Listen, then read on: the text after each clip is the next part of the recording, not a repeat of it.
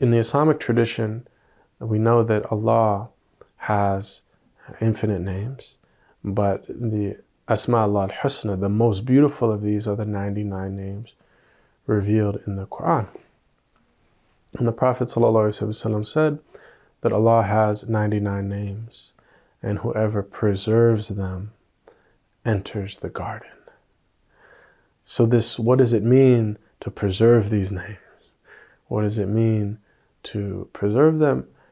Of course, it means to memorize them and to know them and to contemplate them, but the Sufis will emphasize it, it means to embody them. In other words, as Ghazali puts it, to take on our share of the names. And this saying, qualify yourself with the qualities of God, is the quote that Ghazali begins his book on the 99 names with. And he goes through each of the 99 names and he describes the name and what it says about the divine reality, Ar-Rahman, that Allah is the compassionate, Al-Latif, that Allah is the gentle and the subtle, Al-Adl, that Allah is justice itself. So he goes through all of these, but then the bulk of each chapter is actually a section which he terms our share. Our share. What is our share of this name as a human being? This means, how do we embody, or you could say, how do we reflect this divine name and attribute? And this gets to this fundamental teaching of the Sufi tradition, which is that we are created upon the fitrah, and we are given this spirit, and this is our true identity, which is from the divine breath. And we have the potentiality, in fact, it is inherent in our predisposition, in our original nature, to reflect and to embody these divine names. So what is stopping us if we're not embodying these divine names and qualities and becoming a Rabbani person, a lordly individual, a saintly, sanctified person? Well, what is happening is that our illusory self is blocking that light. There is the reflectivity to the divine names and attributes, which is our nature, and there are the divine names and attributes, which are shining. So there's a veil or a rust or a black spots that are blocking this. This is the teaching of the Sufis. What we're getting at here is that noble character traits are not extraneous qualities that we might acquire if we aspire to become good human beings, but which have no bearing on our mode of existence. On the contrary, they define our mode of existence, since they determine the extent to which we participate in the fullness of the light of being.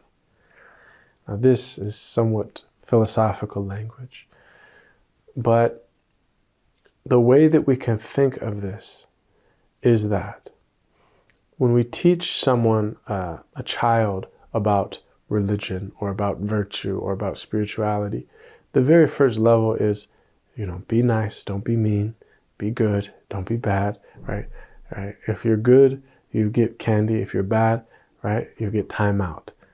And people, atheists and quote unquote intellectuals now, they think that's what religion is. They make fun of religion. They just all these childish stories, that it's kind of moralistic and things to make people behave and keep people in line. La. The teaching of Sufism is that, of course, there's like a first step where that's true. You teach people it's good to be good, it's bad to be bad, there's consequences. But while that is true, the deepest reality is that you're not acting according to virtue, is you're veiling yourself from the fullness of experiencing your true nature.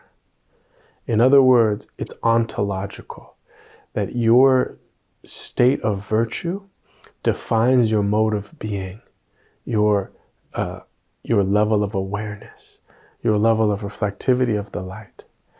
And so it is not simply that you can take on some qualities, but it's actually you remove those veils to the natural divine qualities, which are made to reflect in you.